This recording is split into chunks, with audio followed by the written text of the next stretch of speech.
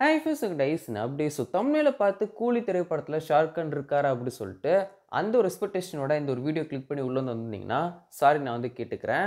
ரஜினிஸோடைய கூலி திரைப்படத்தில் ஷாருக் கான் நடிக்கிறாரா இல்லையா அப்படின்னு சொல்லி கேட்டிங்கன்னா நடிக்கவும் செய்யலை. பட் சூப்பர் ஸ்டார் ரஜினிஸோட திரைப்படத்தில் நம்ம ஷாருக் கான் நடிக்க வந்து போகிறாரு. ஸோ அதை பார்த்தா இன்னைக்கு டீட்டெயிலாக பார்க்க வந்து போகிறோம்.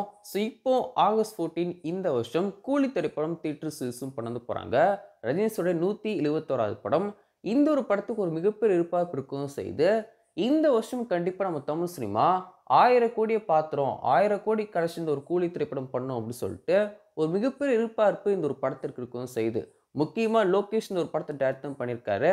அனிருத்தோட மியூசிக் அண்ட் நம்ம super star sir obviously.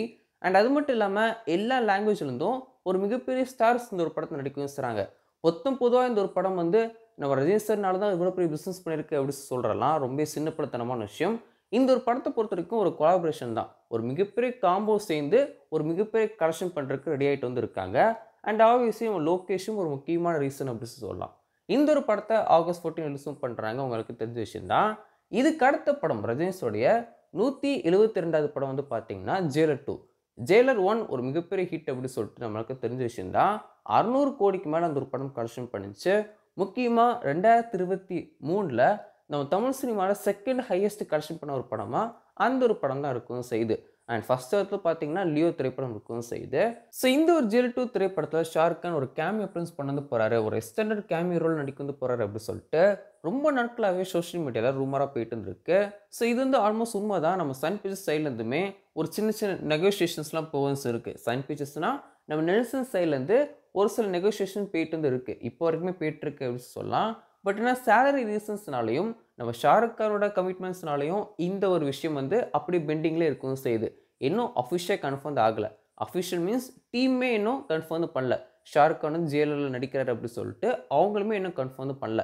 But Balakrishna car இந்த ஒரு படத்தில் வந்து ஒரு cameo appearance extended cameo appearance பண்ணுறாரு அப்படிங்கிறது 100% கன்ஃபார்ம் தான். ஸோ நம்ம ரஜினி சார் அண்ட் பாலகிருஷ்ணாலாம் ஒரே ஃப்ரேமில் வளர்ந்து போகிறாங்க. அனிருத்தோட மியூசிக்கில் நம்மளாம் பார்க்க வந்து போகிறோம்.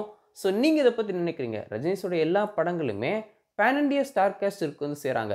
ஸோ இதனால தான் அந்த ஒரு படம் பெருசாக ஓடவும் செய்யுதா இல்லைன்னா ரஜினி சார்னால ஓடுதா?